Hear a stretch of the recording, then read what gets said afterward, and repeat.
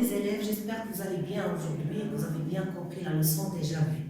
Aujourd'hui, on va faire une autre leçon concernant le passé composé. C'est quoi d'abord le passé composé et quand est-ce qu'on peut l'utiliser? On exprime le passé composé tout simplement pour parler des événements qui sont déjà déroulés dans le passé et qui sont déjà terminés. Pourquoi on l'a appelé passé composé? Parce que d'abord, c'est un temps composé. Comment ça? Il se compose de deux éléments. Le premier élément, c'est l'auxiliaire être ou avoir, plus le deuxième élément, c'est le participe passé du verbe qu'on veut conjuguer. C'est bon? Mais aujourd'hui, on va étudier seulement les passés composés, ou bien le passé composé des verbes qui se conjuguent avec seulement l'auxiliaire avoir.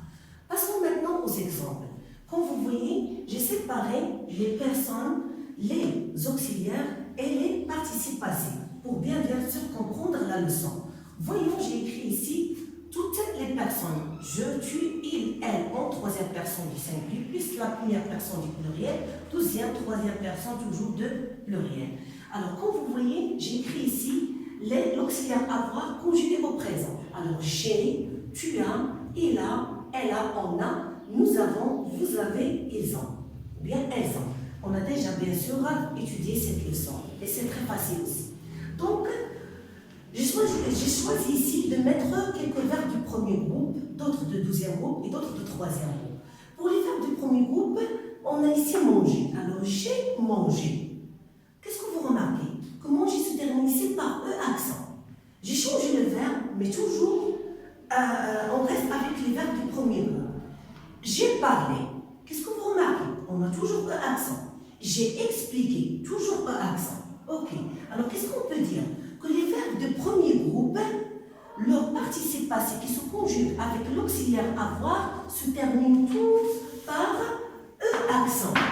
Par E accent. C'est bon? Alors, tous les verbes du premier groupe prennent E accent au passé composé, ou bien leur participe passé prennent E accent. C'est bien.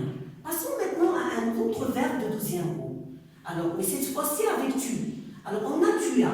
Tu as fini. On a i ici. Tu as rougi. Ou bien on peut même dire tu as choisi. Tu as aussi grandi. Alors, comme vous voyez, tous ces verbes se terminent par quoi? Par i. Alors, on peut dire que les verbes du deuxième groupe, leur participe passé, se terminent par i. En les conjuguant bien sûr au passé composé avec l'auxiliaire avoir. Très bien. Maintenant, on passe à d'autres verbes du troisième groupe. Alors, avant de passer au troisième groupe, je vais vous dire une petite chose. C'est que les participes passés de verbes de premier groupe se terminent tous par E accent.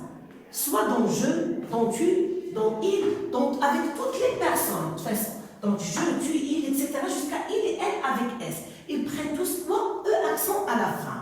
Et ils ne changent pas. Pourquoi? Parce que vous devez savoir une règle très importante. Les participes passés des verbes qui se conjuguent avec l'auxiliaire avoir, ils ne s'accordent jamais, et je dis jamais, avec les personnes, ou bien avec le sujet en général. Parce qu'on n'a pas toujours les personnes, mais on peut aussi mettre des sujets. Par exemple, à la place de il, je peux dire Leila, ou bien Ali, etc. Ou bien l'enfant. Donc, ils prennent tous E accent et ils ne s'accordent pas. C'est-à-dire ça, E accent, il reste invariable pendant toute la conjugaison avec toutes les personnes. La même chose pour les verbes du deuxième groupe. Ils se terminent tous par I et ils ne changent pas et ils ne s'accordent plus jamais avec le sujet. Par exemple, j'ai dit ici, j'ai fini. Je dois mettre I. Ou bien, tu as fini, I toujours. Et là, ou bien, elle a fini, I toujours. Etc. Nous avons fini I, ou bien nous avons rougi I, nous avons choisi I. Donc je parle d'un verbe de deuxième groupe, je dois mettre toujours I et je n'accorde pas, même si le sujet est pluriel ou féminin, etc. C'est-à-dire en changeant le genre et le nombre de sujets, le verbe ou bien le participe passé ne change pas. Il garde pour le deuxième groupe I, pour le premier groupe elle. C'est bien? Passons maintenant, comme vous voyez, j'ai donné ici plusieurs exemples des verbes, bien sûr, du troisième groupe. Pourquoi? D'abord, vous devez savoir une chose, déjà dit, déjà vu, que les verbes du troisième groupe sont des verbes irréguliers. Comment ça? Ils changent les radicaux. d'un verbe à un autre, on trouve beaucoup des terminaisons. Alors, les verbes du troisième groupe, soit qu'ils terminent par T, comme vous voyez ici, soit qu'ils terminent par S, ou bien par U, ou bien par I.